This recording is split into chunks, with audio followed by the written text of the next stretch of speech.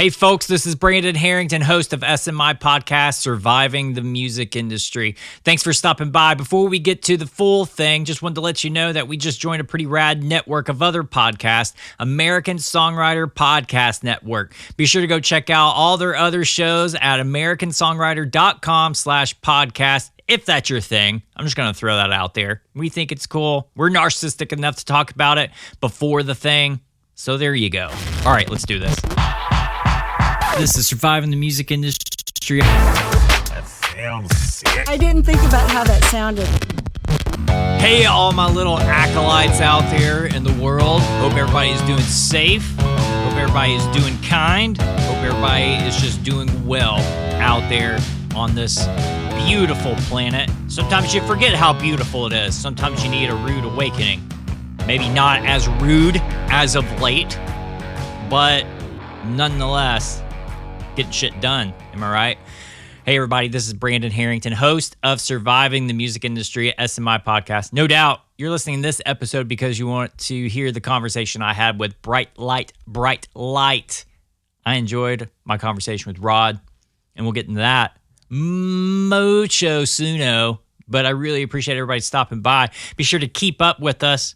We got some socials, at the SMI Podcast. That's how you can search it. But then also, I got a couple stuff going on at Unofficial Brandon, TikTok, and Instagram as well. Trying to figure out next steps in my career. Seems like people kind of gravitate toward this personality bit that's kind of going on. Joining this American Songwriter Podcast Network. I'm going to see where that goes. Why not? I always got music in a way, but then at the same time, I want to see where this kind of goes, where this might travel, where this voice should go. I knew I was the chosen voice of my generation, just not vocally, but just in words, because words, I don't know, for some reason. But anyway, we're going to check it out.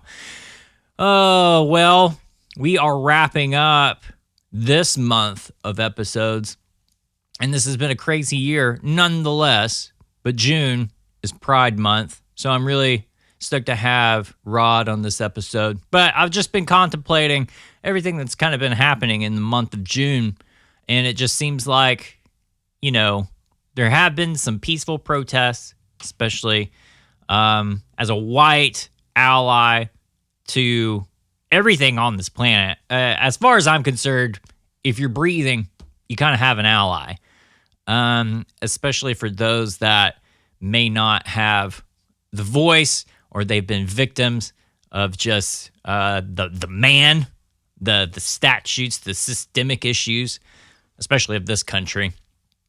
And it's amazing. And, well, it's not amazing. It's amazing, how much we've really, closed our eyes to the issues of this country. And it's always been there, especially, educating myself and going back and learning a few things and even changing things up that systematically have been implemented in my brain because of, call it culture, call it heritage, call it, I don't know what you call it, but there's just been a lot of stuff I've kind of been diagnosing for myself, especially here. I've been isolated really by myself. So it's just kind of like, well, what else am I going to do? Might as well make myself better.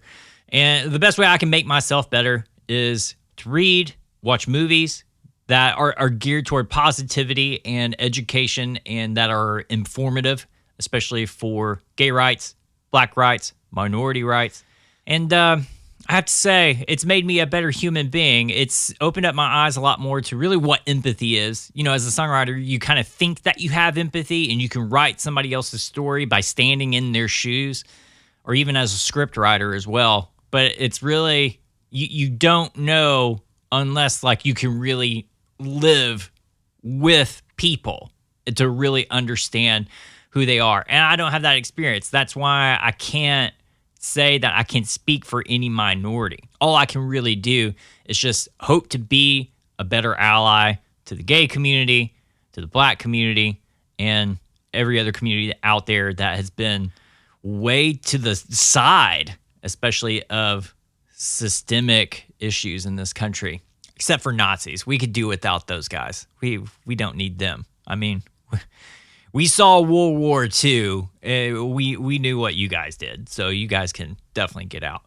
But all jokes aside, this is Pride Month, and it's wrapping up the end of Pride Month. There's a lot of stuff out there that you can really go check out for yourself. I would encourage you to look up, and I encourage you to investigate more, especially what happened in Stonewall. And that's kind of the premise and the foundation of June being the Pride Month for the LGBTQ community. 1969, Stonewall Uprising in Manhattan. Start there, work your way back, also work your way forwards. I think if anybody, if you're listening to this, and maybe you don't fit into a quote-unquote category, maybe you don't even label yourself in a category, what you can do is think, these are my fellow human beings. And I care. And maybe that's all that really matters. But at the same time, I think if you change your mind and you change your heart and you realize some of the shit that you deal with personally, you might become a better ally yourself. Michael Jackson didn't have it wrong. I mean, it's you. It's the guy in the mirror. Somebody might have different point of views. Maybe it takes action. I'm also a man of action, especially when it's called for. But with this whole Rona situation, I'm a little scared of the Rona situation because I don't know anything. I don't have a medical degree, so there's no way I'm going to talk and say that all this is fake because I have no idea. Honestly, the best case scenario is just me to stay cooped up in the house and my family kind of doing the same. They're okay, by the way, if you guys have been keeping up with episodes. They kind of had a scare with the Rona, but everything's okay. But all that to say is that going out marching is highly not convenient for my headspace, but I definitely would be out there. And if that's your thing and you want to do that, go for it. If you're monetarily speaking substantial and okay to give, research, give your money, because I think all these communities could definitely help. Anything from like human rights to legal foundations that are out there to help with legal campaigns or even help with anything on legal status of some of these minority groups. Those are always good, and you never know how much that really goes toward it and it helps. But there's tons of places out there. I mean, even at a quick glance, especially if you're thinking about giving funds to LGBTQ community, because it is Pride Month, I would say go to America's Charities, and it's charities.org, and you can look up some of the legit places where you can give your money. I have no money. Come on, people. I probably make like 20 grand a year. I wish that could be a month, but hello, music, podcast. All I can use is my voice to help encourage you. Just honestly love one another. Take care of one another because you're human, okay? And maybe you don't have the empathy yet, but always strive for that. All right. Well, again, we're wrapping up this Pride Month. And it just became a thing, like in my headspace of, I got Rod as an episode, and it's set to release in June. So why not? Let's talk about this and do this thing. Because Rod is an activist in the LGBTQ community. He's a DJ. He lives in Manhattan. So I think that day I had to call him up for some reason. Maybe it was just because of phone service or just the way the bills are. I don't know. But anyway, I called him up. And we had a delightful conversation. I have to say, I was a little bit nervous. I don't know why I was nervous. Maybe it was just my anxieties that day. But I feel like I didn't have this personality of who I am, especially talking to Rod. So I apologize to Rod for not having my best foot forward in conversation. But you know what? We had a great conversation of who he is and his music. Artist name, Bright Light. You can just say Bright Light times 2 or X2. I see that every once in a while. But his real name is Rod Thomas. He's not from America, but we happily accept him because he's badass. He's from South Wales, and we talk about his growing up in England and what that correlates to in America. And, of course, from folk songwriter into pop, ready, synth, 4 on the floor beat, 80s-inspired dance music. We get into that transition. But all that and some new music he's got coming out that I think you guys need to go check out more than anything.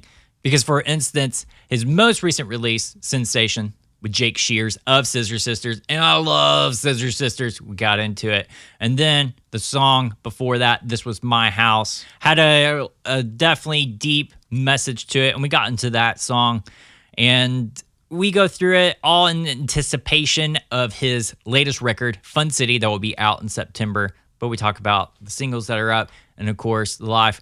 And also the systemic and even cultural issues of being a gay white man in England. We didn't tackle the American side because just in the course conversation, it was just his issues or maybe his thought and perspectives of how he was treated, especially coming up and doing this thing. Rub shoulders with Elton John. I mean, the music is incredible. Hangs out with all the right people. I'm looking forward to like some more music. I'm really looking forward to Fun City. I want to listen to the full record. Haven't listened to the full thing. I've only listened to a couple of the singles that have been released, but I know they're going to be legit. I think they're going to be awesome. But the best way to keep up with them is that you can go to brightlightx2.com, check out any updates there, especially if Troy, but he also has some DJ sets that you can visit virtually. You can stream it on Facebook. And the best way to hook up on his DJ sets is to go brightlightx2.com. Click on Tour and DJ, and there's a handy link to his Facebook page. But you can also go to his Facebook at BrightlightX2, and of course, he's got Instagram and everything else, BrightlightX2. Rod, fantastic to meet you. I think you're awesome. Again, that music is Sensation is the newest release, and This Was My House. All right, let's get into it. Hey, Rod, this is Brandon. Hey, how are you? I'm okay, man. How are you? Fine. Man, thank you so. I know that's a weird question in this day and age, right? Very strange. Yeah, no worries. It's fine. Oh, where are you? Where am I calling you at? Where are you at right now? I am in New York City at the moment. This is home base for you.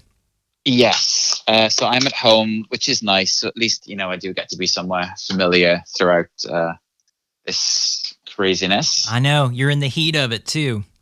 Yeah, right in the middle. It's really odd. I mean, it's very strange to be like in the middle of Manhattan and not see anybody and not do anything and just kind of be in place. Like, it's a really weird experience to be right in the middle of a city. It was slightly different when I used to live in Brooklyn, when you were a little bit out of like the hub, I suppose, even though it was still, Brooklyn is still like busy and the neighborhoods I lived in were bustling, but it's not the same as like being on the island of Manhattan, which is kind of renowned for never missing a beat. And now it's just like rhythmless. It's quite strange. Yeah, it is. I mean, I know you're a big fan of like movies and scenes, and I really am too. And so, but not being in New York right now, I would just have these visionary like pictures of like pre-apocalypse moments. Like Manhattan has like never shut down, but are we about to enter Mad Max, New York style, Oof, yeah, maybe. Or maybe like Escape from New York or something like that. Exactly. It feels so, it's really odd. I mean, like there are a lot of horror stories on social media at the moment about people not paying attention and not social distancing and blah, blah, blah, blah. And, there was that like, I don't know if you saw it, but some idiots having a house party in Manhattan. Like, that's not happening very often. Definitely not with people that I know anyway, but obviously the extreme cases get reported. Oh, sure. So I feel like most people here are being as sensible as they possibly can be. But it's difficult, like it's hard to even go to the store without seeing like 100 people because there's so many people that live in the city. It's hard to try and do the social distancing measures when you physically can't. Like you can't go to a corner store without there being people on the street because thousands of people live on a block. It's weird. Okay, man. Well, I definitely want to know. I want to get to know you because this is the first time we're hanging out, we're meeting. Mm-hmm. So you got to tell me all about yourself. I know, obviously, accent because I got British friends. But what part of the UK are you from? I grew up in Wales, in like a kind of old coal mining valley. So like very rural, very quiet, very sleepy. My one grandfather was a farmer, one grandfather was a coal miner. So like very, very countryside living. It was I don't know. I mean, no one really knows anything different from what they grew up with. It was very nice in many ways growing up there because there was so much nature and it was very calm, and you had outdoor space left, right, and center. But it was so remote, like I didn't have like kids that lived around me. So there was a lot of time for being by myself. Like my parents are there obviously, but like I don't have brothers and sisters, which I guess gave me time to think about pop culture and really absorb stuff and listen to the radio and watch movies and read books and do things like that and kind of learn about the outside world through pop culture, which is why I became a bit obsessed with it, I think. Tell me about your parents. Like, what did mom and dad do? They were both teachers. So, studying was kind of important, or maybe second nature even. Like, they're both teachers. Not musical, but like music appreciating. Yeah. So there was, we were always listening to music in the car, or, they had some music on at home kind of thing. Yeah. What kind of stuff did they kind of introduce you to? Lots of chart stuff, but they loved ABBA and they loved like the Andrew Lloyd Webber musicals. I think like in the 80s, he was on such a wave in the UK, and everybody was really kind of listening to that. If you like theatre and art and music, then you probably would have gone to see one of the productions of his shows as a kid, kind of thing, like Joseph or Phantom of the Opera or something like that. So right. There were a lot of appreciation for Andrew Lloyd Webber. Yeah, and even maybe a little appreciation of the arts too, because I feel like that would eventually like lead to that, and especially mom and dad being educators. Like I've dove hardcore to your music in the past couple of weeks, so listen, like cinematography, by the way, is so good. Like both of them. Thank you. And then like I knew this about Bright Light, but I feel like there has to be a moment so young, like where movies are so important, because I remember that time for myself. But like, what was that for you? I really can't think of like one moment. I really don't know. I don't remember a point in time where I didn't watch movies. Like I've always been so fascinated by them. And like, probably like you did as well, we had like those Saturday morning shows where they had like cartoons. Right. And, little kids shows and stuff like that. So I guess it rolled on from that without me even realizing it. Like you have Disney movies when you're a kid, everyone watches those. But I don't know, like I remember going to see Death Becomes Her in the cinema quite a few times as a kid, and Hocus Pocus. Yeah, okay. Like multiple times. But I can't think of a movie like that was the one that turned me onto film. I think it's just always kind of been there. Yeah, well, just even being drawn to pop culture so early too. I mean, movies are a part of pop culture. So, I mean, I could see where that kind of bleeds into one another. But I think it's interesting that you mentioned Death Becomes Her and like Hocus Pocus, because, as you get older, you revisit these movies and it's kind of like, oh, these movies are kind of creepy as a kid, Yeah. They are. They're also like way more adult than you realize. Right, like yeah. in Death Becomes Her, they're like divorce in Los Angeles, Ernest? I don't think so. And it's like, of course, like I didn't know as a child in America that you had to give out 50% of your income if you get divorced in LA, like or in California. It's like, it's like peppered with all of these like really adult niche reference humor jokes that completely go over your head. But like the genius of movies like that is that it works on a simplistic childlike level and a like really wry adult level. Like not many films do that so well, I think. Yeah, I think so too. But there's also something to say about even that genre too, because it's on the verge of horror, but somewhere between sci-fi and fantasy. I mean, that's all like beautiful stuff to a kid, because those are some of my favorite things. I mean, like, because I've heard you talk about Gremlins before, and that's one of my favorite movies as a kid growing up, and anything sci-fi. But to the imagination to a kid, that's a whole different world. Yeah. It's nice that like there was so much to let yourself run away with, like there's something really magic about 80s and 90s cinema where CGI wasn't really the main thing, and so much of it was like handcrafted and it felt really special. I kind of like that with those handmade aliens and sci-fi things, that you can kind of look behind the curtain as well, and you can appreciate what it took to make those movies as well as what it is to just tell that story. It's kind of cool. I love that, like all the Jim Henson world, and right, and like Transformers and stuff like that. The animations, it's like you can see that somebody made that, and it came from like an imagination, and someone managed to put that onto page, which is kind of inspiring in a way to make you feel like you could do that. Whereas if it looks too realistic, then it's not quite like, it doesn't make you relate to it as much. Yeah, that's the human element, you know, like somebody like craft it with their own hands. There's somebody underneath that puppet.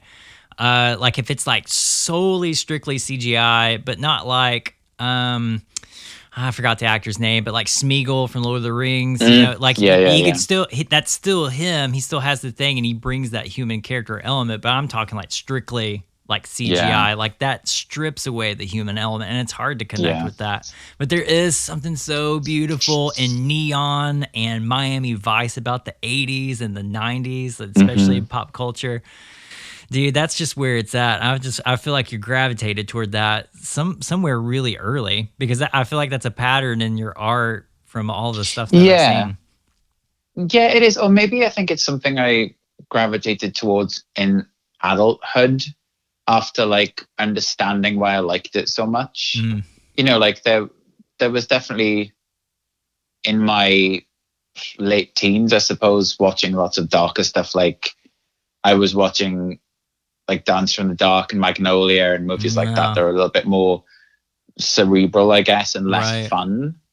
And like, yeah, I don't know. I think it was thinking about what I wanted my aesthetic to look like on stage and in my videos. That's when I kind of realized how much I loved the 80s, 90s, like pop aesthetic of like the neons and the colors and the pastels. Like, they just give me so much happiness, and they make me feel really alive. And so I think I only really understood as an adult, when I was revisiting some of those movies for reference and for inspiration, like how much I loved them. Did you have this impression, like especially when you started like really getting into music though? Because I know there's like this folk side of you, like started early on, and like to me, like you're a songwriter, and so that's what I kind of want to pick your brain about, like those beginning infancy stages of you like trying to figure out who you are. So at this time, it's like, it's Rod Thomas, you know, and you're trying to do the thing. But when was like trying to do the thing for you? Like what was that time period? Like kind of what were you into? What was the thing that made you want to jump into this life? I had been writing songs for like many, many years by the time I went to college, and like, you know, with varying degrees of success, let's say.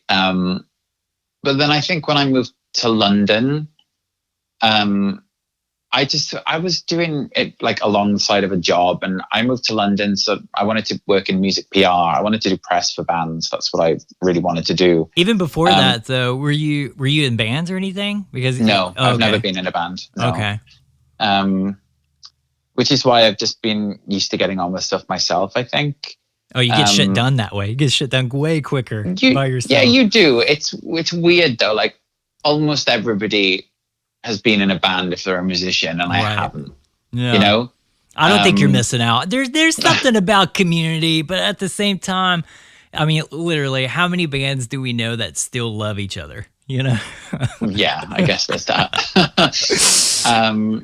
In Wales, I didn't really have any songwriting friends, actually. I think I was the only one, really.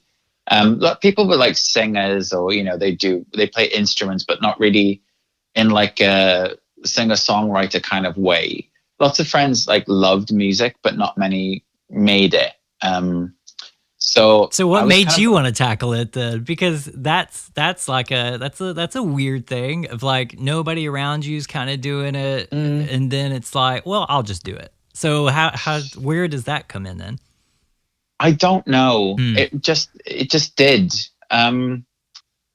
I really don't know. Was it a coping mechanism? Was it a thing of, oh, well, that sounds cool. What if I tried to do something like that on my own? Like instead of like Legos or Play-Doh for you, it was like songwriting or something, you know? Like is somewhere along those lines for you? No, I mean, I kind of did all of that. Like, I played video games, and I did Lego stuff, and I worked really hard at school, and I wrote music, and I don't know. Huh. Maybe it was just maybe having the time and space as an only child to do it. And it's like, why not? I don't know. It definitely wasn't rooted to any like delusion of becoming famous. It was just something I did. I really don't know. Like, a lot of the things in my life have not really been like active choices in a way. I've just done them without thinking about it, and then kind of realized it later. Just kind of let the universe kind of take you, like that kind of feeling, just kind of chasing a vibe kind of thing. Not even chasing, just sort of like getting on with stuff. Like, my whole life, I've just got on with things, and just done them, really, which is how I've ended up where I am. I've just like got on with it. Yeah. Which sounds bizarre, but like that's really what's happened. Like, I got asked by a record label once in London, like, why did you put your first album out? Why didn't you wait until you had a deal? And I was like, well, why would I just sit there waiting? Right. I just got on with it. Like, yeah. I don't know. Like, the idea of letting life pass you by is just so pointless to me. Like, I've wanted to do things, or I've had the idea to do something, and I've just tried it. Yeah. And like that's just how I've kind of coasted through life, I think. This is such a scary thought. The thing of just letting life pass you by and waiting people like to do things for you. But like taking that, I wouldn't even say, because I think I can relate to this a little bit too. Like, you almost don't feel like you're in control. You just kind of just do it. And so that's at least sometimes how I feel with projects and everything. And so it is kind of this thing of, well, I'm just going to do it just because I love it. It's not because of whatever reward I'm going to get from it. The reward is that it's out, whatever it is, like I get to share it, or people get to feel this kind of thing. Yeah, some people just like don't really over question things before they try them.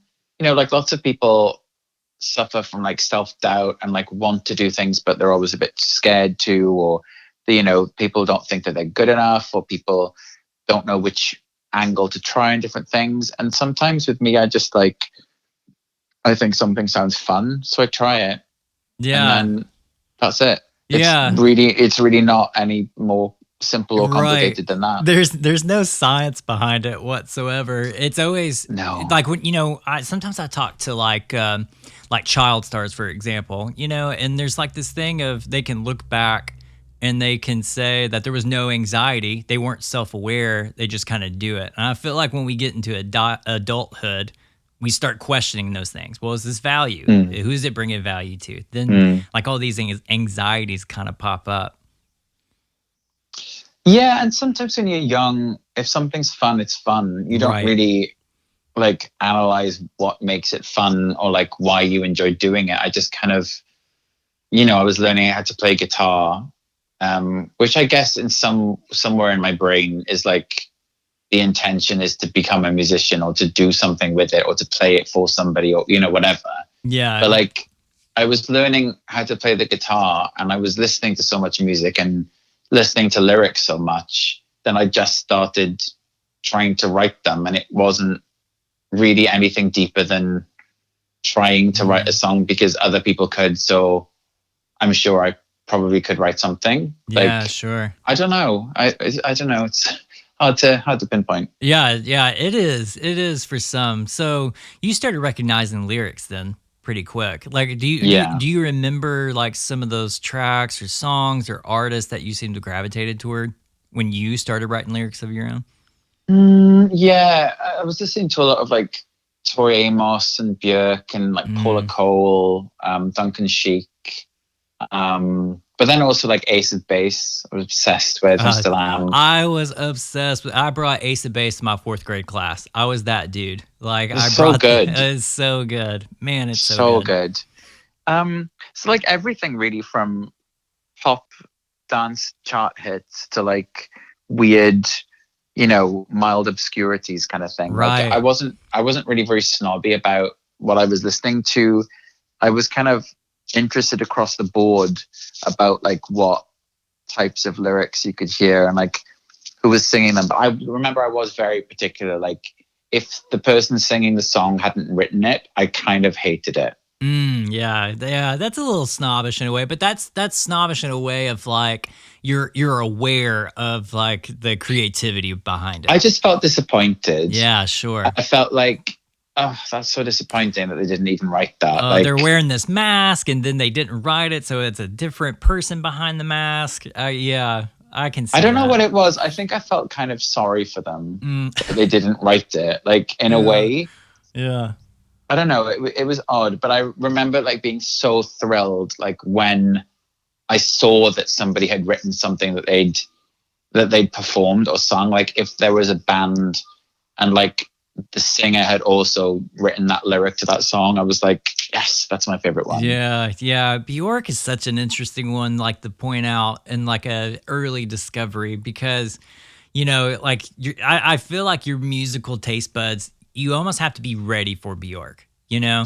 Like it's either it's like it's so weird, like you're gravitated toward it visually and then you discover it later, or like the deeper things behind it, or you recognize and then like your brain is just ready for like actually like what she's saying and like what she's performing. Yeah, and I definitely wasn't ready for a while. It took a while. It was like second album that I really started to get on board with her, and then went back to the first album really. I think when she first emerged, I didn't understand what was going on. I was really into like the singer-songwriters or the dance floor hits, and she was kind of neither. Right. And so like after that, you know, when it was like 95 or something, when the second album came out, she made a lot more sense to me. Yeah. Or she seemed more fun. Like when they did the like Army of Me was so weird and just so cool, and then It's Oh So Quiet was just so fun and so camp. Like it was really cool to have that sense of humor that made all of her other works seem much more interesting. Like there's something about serious face in music that just really turns me off. I can't stand it. Like I feel like if there's no smile behind the delivery, then I just can't be bothered with it. So knowing that there was like this kind of like bristling personality, like underneath the art that she was making, it made it seem so much more impressive to me that she can be so funny and also make something which is so poignant and weird. Yeah, you know what I mean? Right. That's another, like, to me, it's at least another point of like the human element of art itself, you know, because I feel the same way. Like there's nothing more annoying to me than something that's just like stoic on stage. Like just that seriousness, or like, especially like you can have this really banger of a song and then like there's nothing out of you. Like you can't even like give me something. But what's interesting, like Bjork is like a fascinating like thing to have in your life, or just in anybody's life that realized it, because there was a quirkiness to it, obviously. But then like there were serious moments as well. Like she's an artist. Like she knew how to push boundaries and then also made you think. But then at the same time, you weren't aware that you were thinking. Yeah.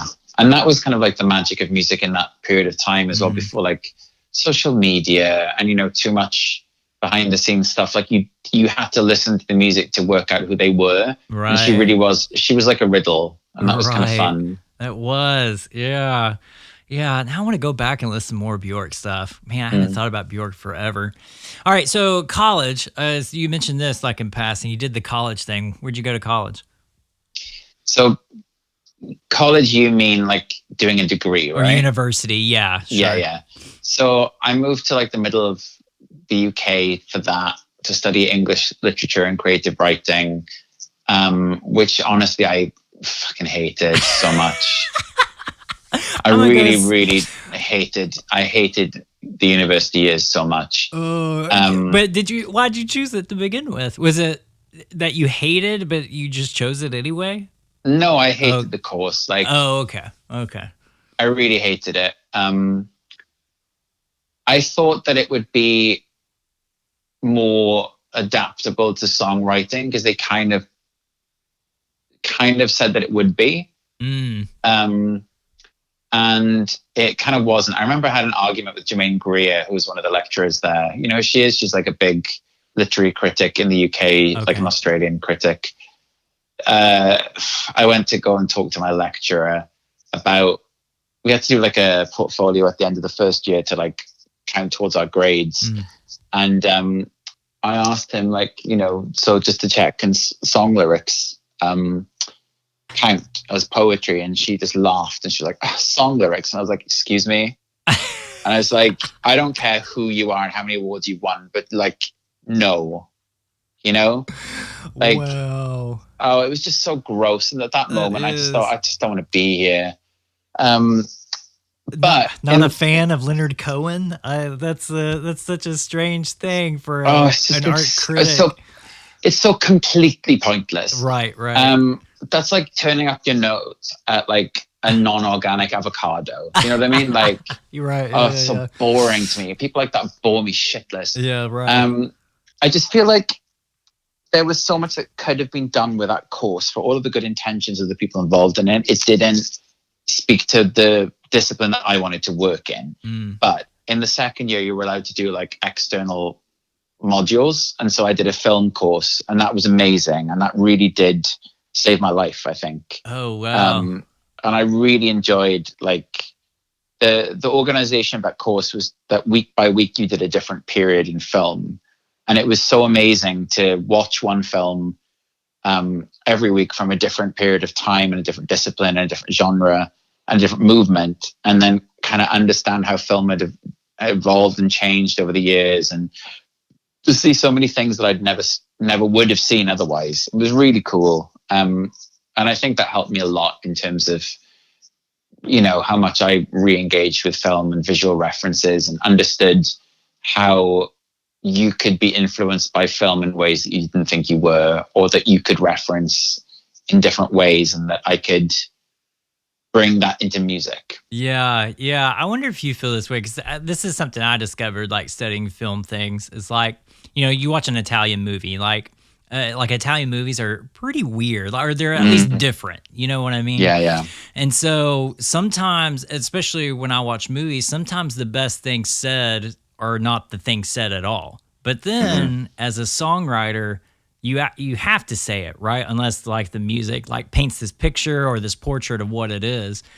But trying to form that communication of like nonverbal, or that look or that emotion or feeling, and trying to put it on page, to me, that's helped me like in songwriting of like, okay, now I can take this visual thing that was not ever meant to be verbalized, but to try and wrap an emotion around it and describe it, kind of thing.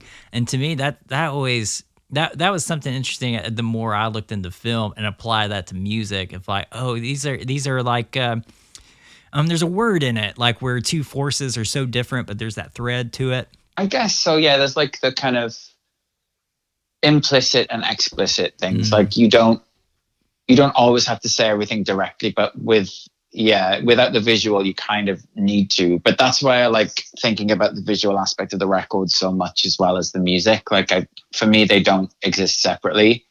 And it's been nice to be able to bring the albums to life visually as well as sonically for the last couple. You know, it's been really important to me to try and do that. And it's been really like a big challenge, but super satisfying to do it. I only assume you're still writing songs. Like you're still doing the thing. Yeah, so like doing shows in the university, like there were little societies for people that wanted to be in a band or whatever, and I play shows like once a month or something in like a local bar.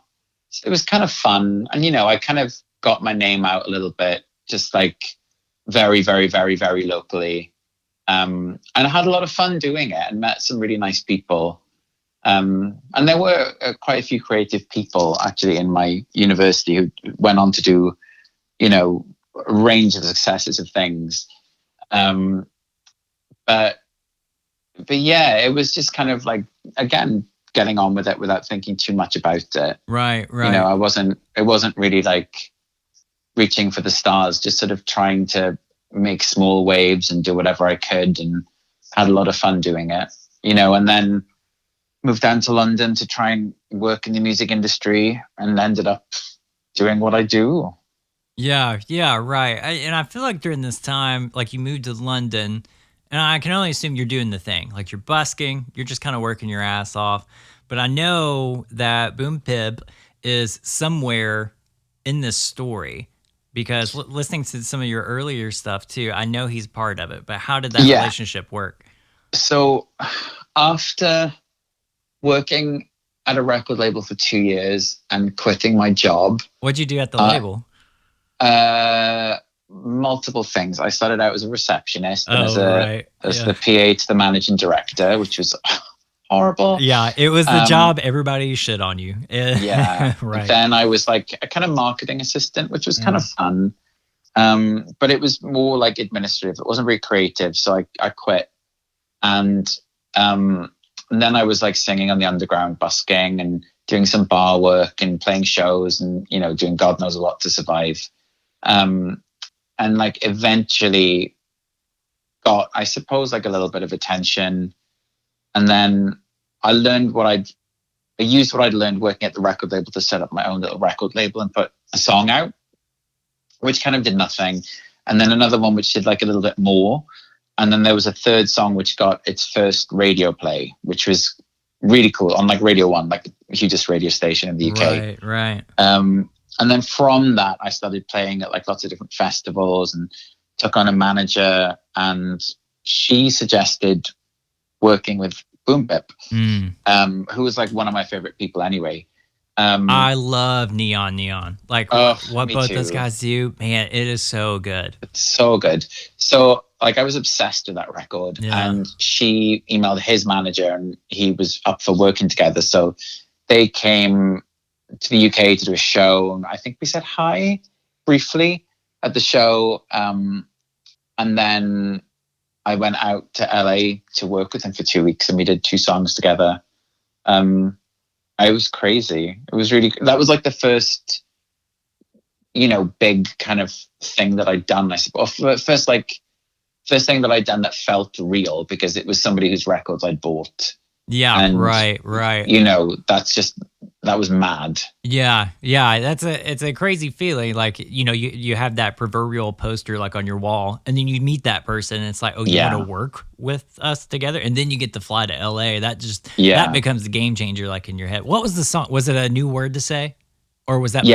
And Disco Moment. Yeah, he didn't write them with me. I wrote them, but he produced them with me. Yeah. Okay. So that was something in my head. So I know there's like the Blueprint record, and for that record to Make Me Believe in Hope. So like that album came out in 2013, but you were sitting on this song, A New Word to Say, for a little bit, right? Yeah. So actually it came out in 2012. Okay. But we recorded both of those songs in 2009. Okay. Yeah. So some time definitely went by. Was it 2008? Oh my God. What? Was it 2008? Yeah. Oh my God. Don't beat yourself up. I can't remember. It was either 2008 or 2009. No, January 2009 we recorded them. Okay. Yeah. Okay. Your first impression. And then the record came out in 2012. So yeah. you're sitting on these songs for a little bit. And I've seen where this song kind of helps set up Bright Light. Mm-hmm. You know, I think like bringing in Boom Pip like into your life and everything leading up to this song, this has to be like if we were making a biopic of your movie, this is like the scene in the movie where, you know, you're recording the song, you're writing the song, and then, you know, Boom Pip hits like a beat or something, and here's the sound. It becomes like this life-changing moment of like who you are. Yeah, I mean, I'd always wanted to make electronic music. I just was never very good at it, or like I didn't have the skills or the equipment really. And then turned up in LA, and he'd been working on, you know, a demo arrangement for A New Word to Say, and I was just like, oh my God, this is so cool. So it was really amazing watching him put that together and just playing around with all the sounds and doing things like actual analog synths, and like driving to Echo Park to pick up a synth from his friend who happens to be in this like super famous band and used to date PJ Harvey. And you're like, oh my God, what is this like? It's insane. And like having the day that Obama got inaugurated, I was in his yard drinking a Bloody Mary with Harmar Superstar before getting back on the plane and flying back to London. Just everything about it was so weird. Like, LA is so weird. Right. It's a different planet. Yeah, it remains completely insane to me. I really do like it, but it's just so weird. Right. It's something like from a movie screen. Like, you just don't think it's real, even when you're there. Like, it doesn't seem real. Like, the life and the culture of it, and even when you're in it, it's like, holy shit, this is really what it is. But this time and this record is pretty monumentous, I feel like, because this sets up at least your identity and like this brand thing of bright light. Because before then, I can only assume and feel like you're a songwriter, and it kind of feels like folk. It's like the singer-songwriter thing behind a piano. But I feel like that's like a foundation of like your songwriting. Because when you listen to like, house music or even electronic music, like sometimes the lyrics get passed by. You know what I'm saying? Like it's just too focused on the vibe and the feels, where I can listen to your tracks and music of like, oh, this guy's a songwriter. He knows what he's talking about. There's a narrative, there's a story to it. It's still making me feel something, but like with a feel good beat behind it. So I think that's maybe because I learned how to write songs before I learned how to produce. Like if you do it the other way around, it might be harder to craft the lyrics to match the music. But I kind of feel like because I didn't have the music production skills before I started recording stuff, that it had to be driven by the melody and the lyrics. Yeah. Now, I know you hang out. I love Scissor Sisters. Like when they busted on the scene with Tada, I was hooked. Like what they had magic for what they did. And on this record, you got to work with them some. So how's that relation? How did you meet some of those guys and the girl from Scissor Sisters? I opened for them on tour in 2012 in the UK. Actually, in 2009, I went to LA. I went to New York in 2009. And through my management company, I met Del from Scissor Sisters. Gotcha. And we went out to see a show together. And became really good friends. We started working together, and he was working on a project and got me to do some writing for it. And I got him to sing on one of my songs for that record. Yeah. Cry at Films. Yes. Yeah. And so when they were doing their final tour in the UK, I was putting out my first record, and he passed on my record to the rest of the band and was like, this guy should open for us. And they said yes. So I did that tour with them and just got to know them and had such a good time. They're brilliant people. Oh, no kidding. And, like over the last 8 years, just become really good friends. So I do talk to them all quite a lot. And I've worked with Anna multiple times. I've worked with Jason twice, and worked with Baby Daddy. We've written together quite a bit. And I used to live in the same building as Dal as well. So we worked on lots of stuff. So it's been really nice. Like they've been such a lovely little family away from home in New York. I wouldn't have moved here without them. Yeah. Scissor Sisters came out at an interesting time for me because I didn't discover them until Tada. And oh wow, okay. Yeah, so time went by for me, but I discovered them in college, and this was and I didn't know that they were even in the LGBTQ community at all. Like I just heard the music and I thought, oh my shit, this feels so good. And this is amazing. Who are these people? I got to know more. And I remember that they had a music video of like dicks flying, like on like a computer screen kind of thing, like the toasters. And I thought, oh, okay, now I know what it is. But it doesn't change it for me because it was just fucking awesome. It's so funny. Yeah, they were great. Oh man, Jake is such a talented singer. Man, he sounds so good.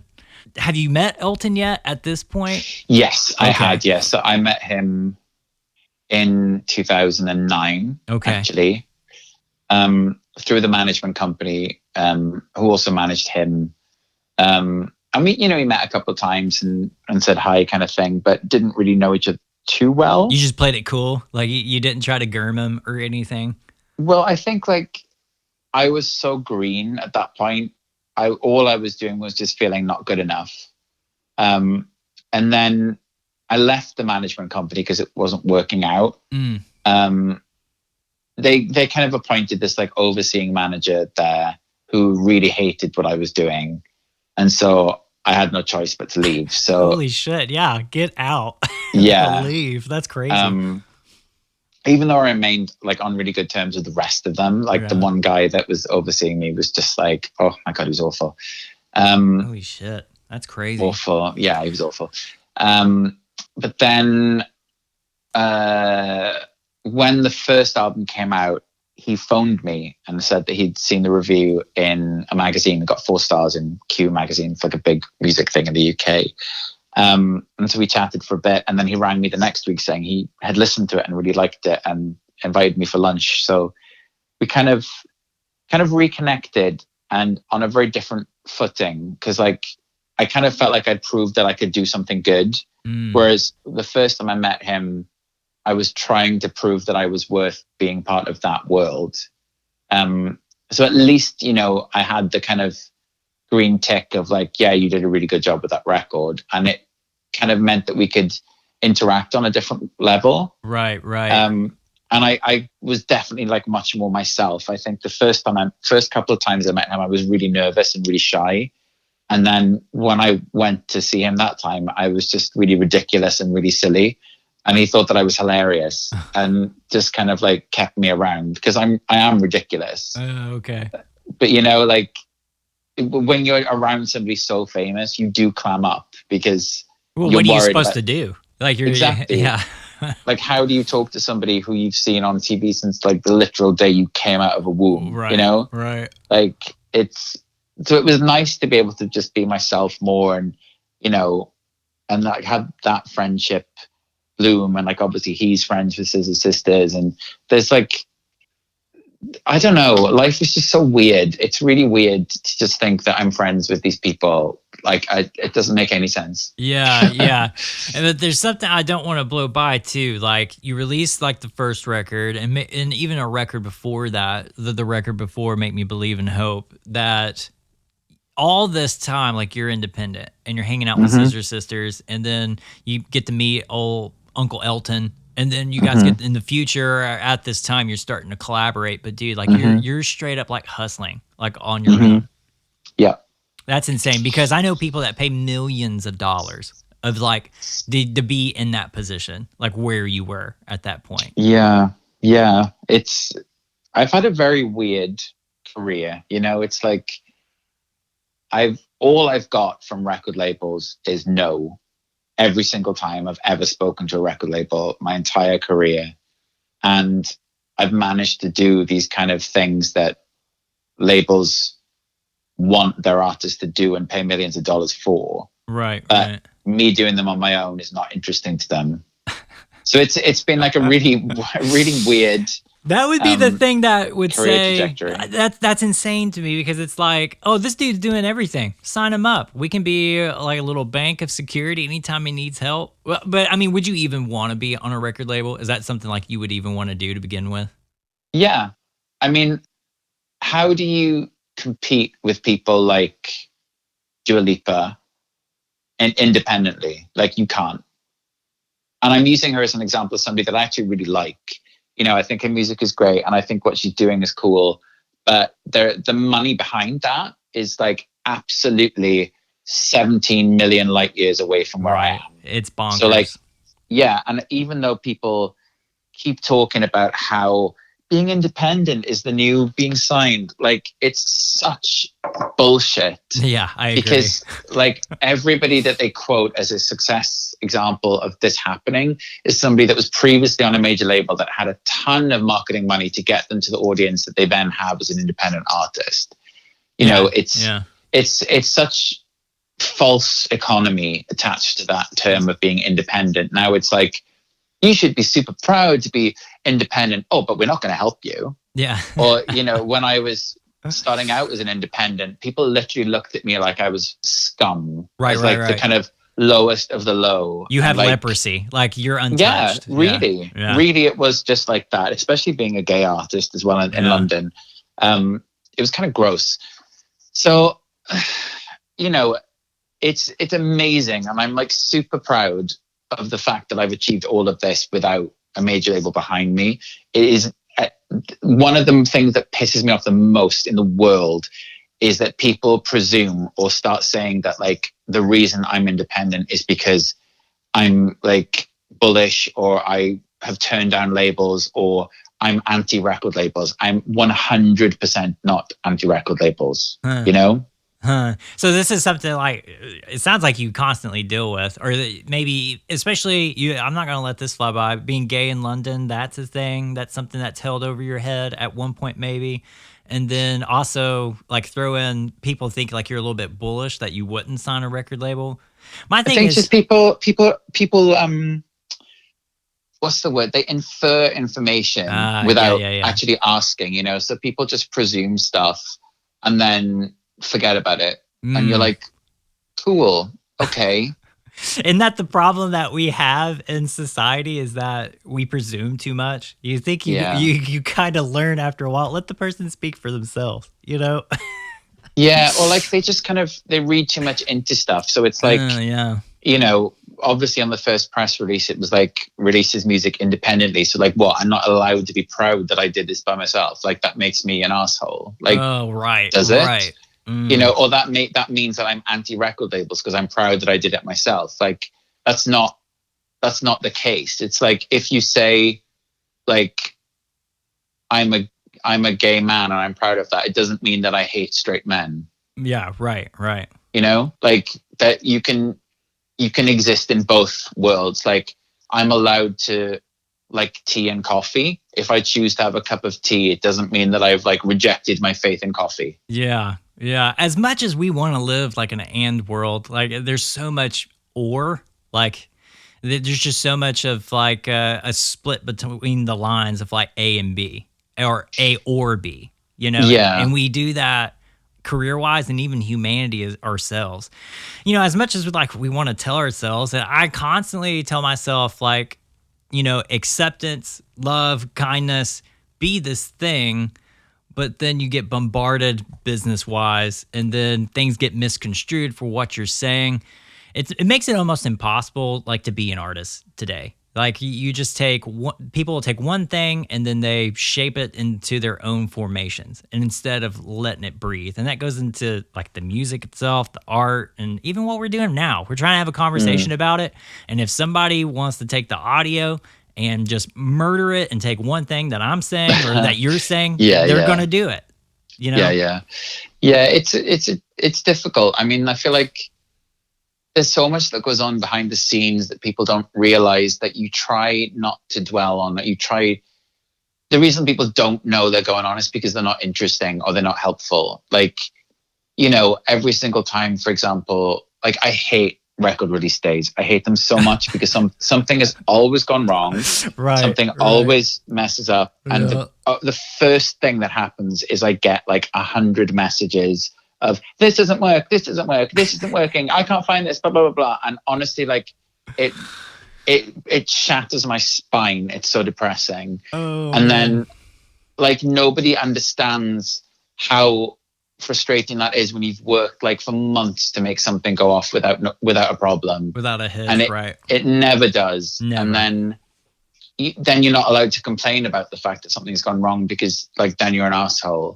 So it's like cool, you can't win, like, man. I'm not even allowed to say that wasn't supposed to go wrong because that makes me an asshole, but it going wrong makes me an asshole. What an asshole. Cool. Yeah, it's really difficult. Like being an artist these days is so much more. I mean, you know, it's so much more than just like making the music. It's about like having to be like a business mogul and having to be a marketing entrepreneur and having to be a manager and like, you know, like a goddamn mom for people that you take in your band around the world. You have to like make sure they're happy before you can even like go and have a cup of tea. And like, there's so much involved in it, which most of the time is quite thrilling and most of the time is quite satisfying. But every so often when something goes like actually wrong, is like so distressful that like there's so much trauma involved with it. And like, you don't often have the time or the space to be able to shake it off before you have to get on to the next task. So sometimes like at the end of an album campaign, I do feel like quite unwell. You know, you feel like there's been so much that you've had to firefight the whole time, that there is like it's like a semi-physical trauma at the end of it. And especially if you're doing like a world tour, or you're doing all of these things and like going on the road and like making sure everything goes off, like nobody knows what it's like to do all of that kind of stuff and keep a smile on it. It's like it's like mild physical abuse that you do to yourself for like a prolonged period of time, and then you have to try and massage it out of your system because you haven't been able to process it properly until the task is done. You know, it's really, really wild. Yeah, it's such a crazy thing in industry and business, because, you know, in a sense it would be easy if you just did everything yourself. Then it's like, okay, the release, it's handled, I did it, it's going to be good, it's going to be this because I handled it. But most of the time, I feel like, you know, when you start bringing in other people, that's when you start having more mistakes, because it's other people. And then you can't obviously do it all as much as you try and that you even want to, because then that will drive you fucking insane. Like that will make you a completely different artist. You hate music, you hate life, you hate people. I know I'm just speaking for me right now, but it's just like the thing of we like take the knife to our skin like every single time, and we torture ourselves. It's like we waterboard our own self with our creativity because we want to share it. We want to do this thing, but you got to go through all this other shit like to do it. Well, the thing is as well, like with other big artists, you know, like things go wrong, but you just don't see the fact that they've gone as wrong because there's so much, you're not involved in it directly. And also there's so much smoke and mirrors that they can play it off as it's gone right. Right. So, you know, like even with like Dua Lipa's album, it had to be moved forward. Then it didn't debut at #1 in the UK, but it did climb to #2 the week afterwards. For her team, I imagine that was probably a disaster. Right. You know? Yeah. But it wasn't in the end, and nobody cares apart from them that it didn't debut at #1. But you imagine like all of the work they put into that campaign, and like the money they spent on it, and like the reception that all the songs were getting online. Like everything about it is saying like this is going to be a runaway #1 hit album. And then it looked like it wasn't to begin with. It's like something went wrong, and there were probably millions of little fires that went wrong that 1 week leading up to it. And it's just like, it's so crushing when you've worked so hard on something for something like a pre-order link not work, or, you know, one store to not report the sales figures to the chart company, or all of these kind of things. Like there are so many factors, and like you said, the more people that are involved, the more mistakes can happen, because even if the person hasn't made the mistake, their system might. Right. You know, there's just so much at play, and it's so difficult because at the end of the day, it's your music and you care so deeply about it that any kind of thing which hinders its movement into the world is like thoroughly depressing. Yeah, it is. Ugh. It gives me anxiety just thinking about it and going, because there's no way I could be an artist now. There's no way, and like do the thing. I don't even want to do the thing. Like I want to play video games, write a song, go back to play video games, sit naked in a Cheeto chair, and go from there. Like done. Rest of the day. Yeah. Okay. Now the other thing you mentioned, like in Flyby, like being gay in London and hard. That wasn't like the most accurate quote, but I mean, that was a thing at some point in time. It was just like the suits and the thing just made it out to this thing where it wouldn't work. Because I could maybe understand the challenges, but what do I know? I'm a hetero white dude. So that's why I'm trying to figure out. I kind of feel like when I was on the up in London, there was no explicit homophobia in the industry, but people were definitely not looking to sign a young gay man. You know? I mean, what time, what year are we kind of thinking about like, this one? You know, between 2010 and 2012. But see, that's what's insane to me, because as more opening, or at least maybe American culture, I'm trying to think in 2010 what was popping, but at least the idea of homophobia just scared so many people. And yes, but I mean, name me one successful Right. solo male gay out artist in 2010 to 2012 from Right. the UK or the US. that's not a hurdle, is it? Or is it a thing of like, well, fuck you, I'm still going to do my thing? Well, I still did my thing, Right. but I wasn't signed. Yeah. Um, But it's not like that now, is it? I don't know. I mean, it's less so. It's less so, but I mean, I don't know. For whatever reason, nobody cares about me. It's fine. Okay. Yeah, I don't know. I mean, my experience at the time was I really hated living in London, and I didn't feel like people in the industry side of things took me seriously or wanted me to take myself seriously. And I don't mean like seriously, like with no humor involved. I mean like as a viable artist. Yeah, You know. a commodity, a product, like something that they could Yeah, sell. or somebody Yeah. with potential. Yeah. Like I felt like I wasn't really looked at as somebody that had like long-term potential. And I definitely lasted longer than some of the people they threw like literally £500,000 at. Yeah, yeah. I had a friend at the time who was signed for like £150,000, and their publishing was like £150,000 as well. And I had £5,000 to make my album.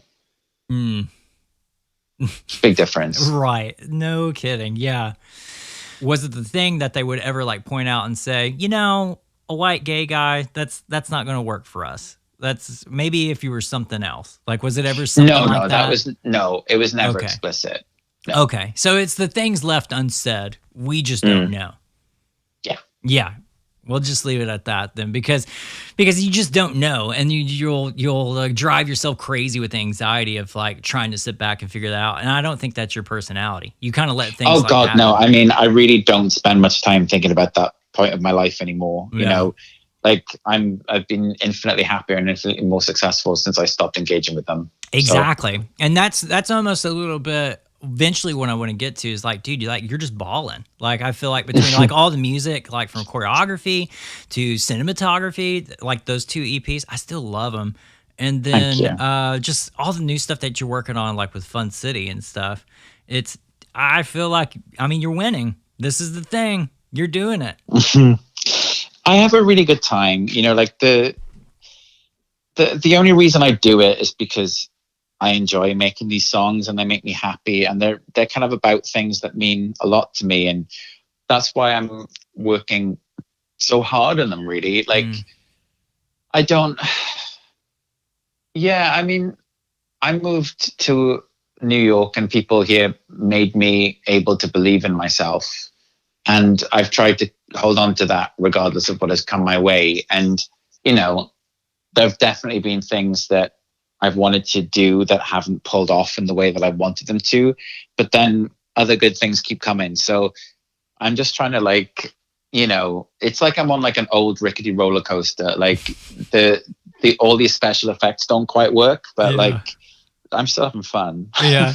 Please I stay still get back together. on it. Please stay together. Yeah. Oh yeah. Yeah, that's a great analogy. No, it's the thing also of like, oh, well, first, when did you move to New York? It was March the 1st, 2013. Okay. Yeah. And that's when like Life is Easy is out, Life is Hard, there's remixes, choreography, and definitely all the newer stuff. So it really does seem like, yeah, that really is interesting. I'm starting to realize, like, in your music, it's kind of like if there was like a split in the timeline of your music. It's like, okay, here are the themes here, and then here are now these other themes that I felt like I started picking up in the newer music, between like celebration, connectivity, like people. I think those are the two main things for me. I mean, do you feel that way too? Yeah, definitely. I think the perspective changed a lot between when I didn't and when I did live in New York, you know. And that's not to say that nothing good happened in London. You know, I was there for like 9 years. It's a long time. And I met lots of very formative friends and music collaborators there that I still work with when I go back. But I felt just like living there didn't suit me, whereas living here really does. And now I get to go back and enjoy the good parts of London that I didn't get to see enough of previously. It's nice. It's like, say like wherever you're from in the country, you have a much better time going home when you don't live there as much, because you don't have to see the things that you like ran away from. Right. And you get to see things like, if you go home to where your parents live, if they live where you went to school, you don't see the school bullies, you see your parents. Awesome. Right. Yeah. It's a different lens, like you're looking at it. And then, like, yeah, that's a great example. Like, the bullies aren't there anymore. Like, because I feel like if you're doing music, you're a weird little alien compared to the rest of the gen pop. And so, like, going back home, it's like, oh, you don't get to run into those people anymore. I'm golden. Mm-hmm. I'm good. Yeah, that's a great analogy. Yeah, but it seems like New York, like the music started changing to, I wouldn't say like there's nothing more positive about it. It just seems to be really reflective of like who you are. It seems like it started to become solidifying. Oh, this is Bright Light times 2. This is the thing. Yeah, I feel like with the first album, or like with anybody's first record, you're kind of working out who you are and like what you are and what you do and what your skill set is and like what your strengths are. And I felt like I had more confidence between that and the second record, and I was having more fun between that and the second record. Yeah. Sure. Yeah, I can feel that too. What I enjoyed about your music too, and I don't know if you feel this way at all, there's activism, but it's not political. It's like you're letting people know that be yourself. Like, have fun, celebrate life, like do your thing. And it's not pointing the finger at anything political, to me, at least. Yeah, I think that's accurate. I've tried really hard not to be like preachy in anything. And it's more like, if I'm being an activist, it's to try and provoke thought versus anger. Like there's a lot of stuff that is really weird in the world and is very problematic in society, but like I don't think pointing blame helps people, particularly these days. So what I've tried to do with anything I mention in music is just kind of like show the fact that people aren't talking about something properly, or show the fact that it's like two people screaming across a divide, and try and like just show that is the case, without saying either of them are right or wrong, because truly neither of them are. If you're screaming at people, neither of you are in the right completely. Yeah, what good is that?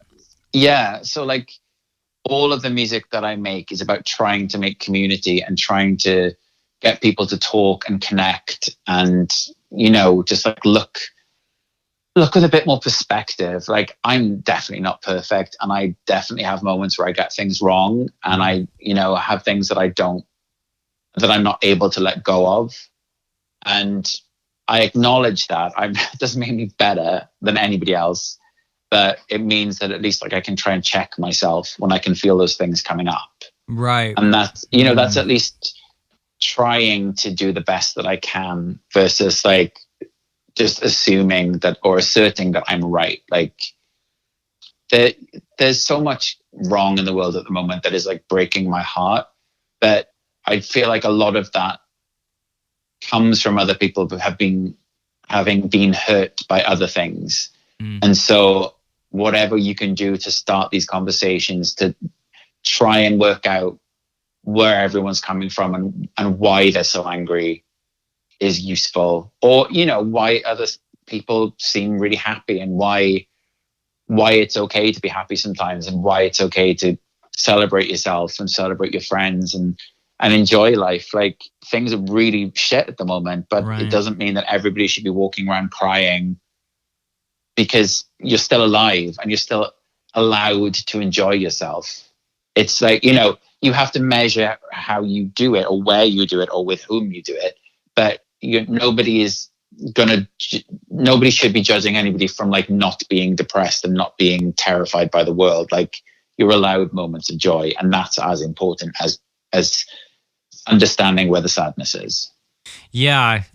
And there has to be empathy in that too, somewhere. Like especially, I mean, I can't tell you what it's like to be a gay white man, but I can at least empathize and say, oh, there's been a lot of shitty things that happen on that side. Yeah. Like in New York. Yeah, like that's right. You don't have to have been that person to understand where they're coming from. Like a lot of people think like, oh, how would I ever know what that's like? It's like, well, or for example, like turning it back to the straight gay thing, like when some straight men or something, if you say like, oh, that guy is so hot, they're like, oh, well, I wouldn't know. You do know if a man is attractive or not. You 100% can tell. Like, I can tell you if a woman is hot or not, and I don't want to sleep with her. Oh, dude, like 100%. But it's these things that you're trained to say in your head, and a lot of it is like, well, I wouldn't know what it's like being homeless. No, but you can kind of imagine, like, if you couldn't go home in the night, that's shit. Okay, like that's the base level understanding of, the homelessness is a real problem. Like you can use your brain to like perceive situations. If you can understand in like Indiana Jones that the Nazis are the bad people, you can probably apply that to real life.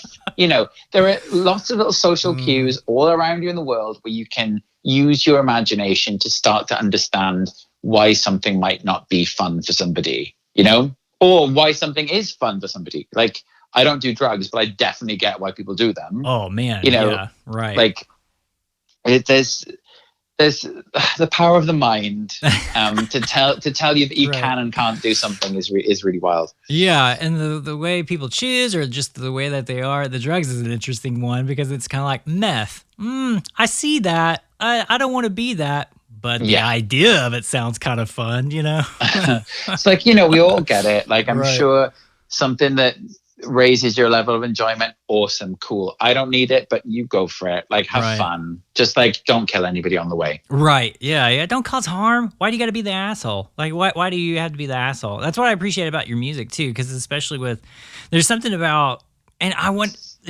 this wasn't planned, obviously, but there's something so ironic about it because this was my house when you released that. It was the thing of like, okay, we're in this COVID shit, and this is what it feels like, but there's a deeper meaning behind it that I want you to tell us more about.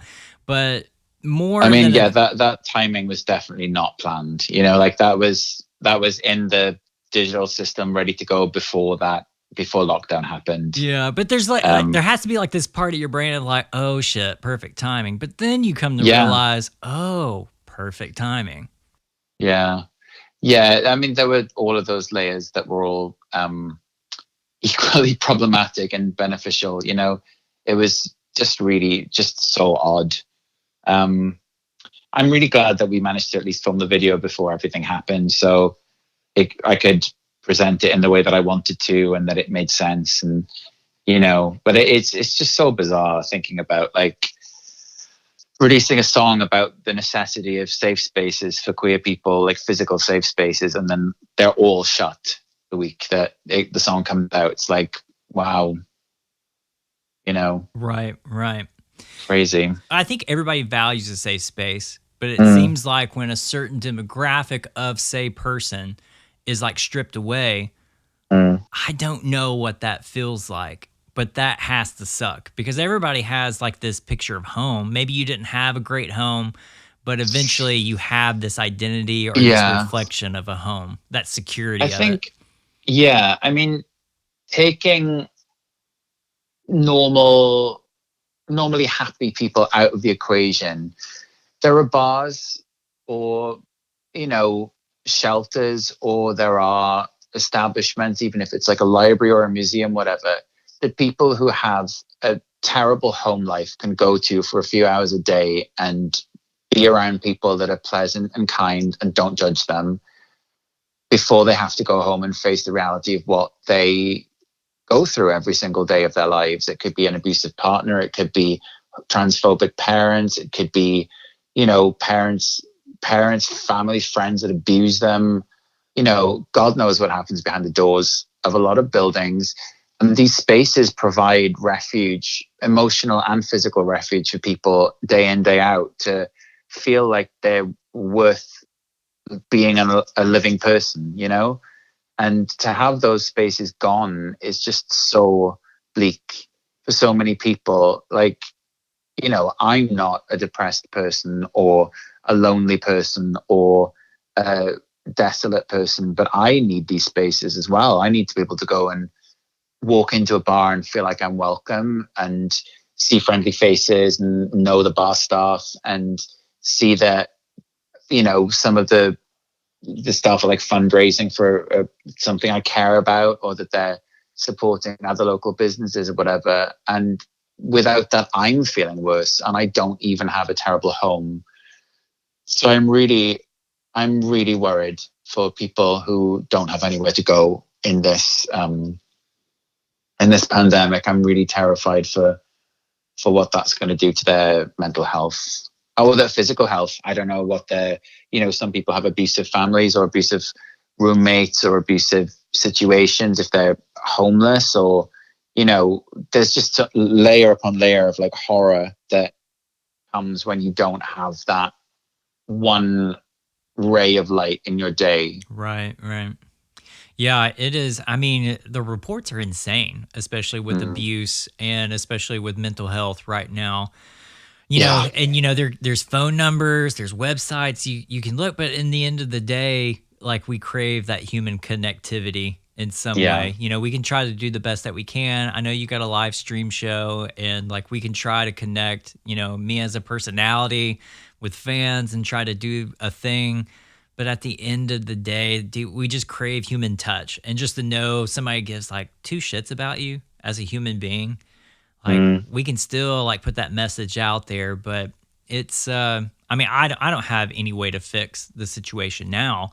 My main thing is just like, I don't want you to feel alone. You're not alone at that thing. Yeah. It's really difficult, like there really kind of is like only so much each individual person can do. But as long as everyone's trying to do something, then that's helpful. Or at least if they're being mindful and maybe just keeping an eye out for other things that could help other people. Like, you can share information, you can tell friends, you can, just sort of like mentally compile lists of like ways that you can help in the future, even if not now. All right, get out there. Whatever that means for you, there's ways that you can help. There's something you can do. You're a human being. You can do it. All right, thanks, Rod, for coming on, talking about your music, talking about your life. That's a big deal. Everything, it's Bright Light. You can follow him at Brightlight ×2 X2 on his socials. But you can also go to brightlightx2.com to check out everything. Of course, his new music, Sensation, featuring Jake Shears of Scissor Sisters. And of course, This Was My House. Those two latest releases. But he's got Fun City on the way. I know he's got some vinyl stuff in the works. You can pre-order now. It's coming out September 18th, 2020. All right, folks, thanks for listening to SMI. We're still riding this train, going through the rest of the year, having some pretty gnarly conversations. Keep up with us at SMI Podcast or at Unofficial Brandon, TikTok and Instagram. As of right now, who knows, that could change tomorrow. But also, we have our website that's always consistent, smipodcast.com. Drop us a line at any time. If you enjoyed this episode, be sure to share it with a friend. Maybe they'll get something out of it and they're not alone in their own headspace in this day and time. We all know what that feels like. Guys, thanks for listening. Hope you appreciated it. I hope you share it. I hope you subscribe. Keep up with the next episode. It's coming out next week. And I'll see you then. Happy surviving.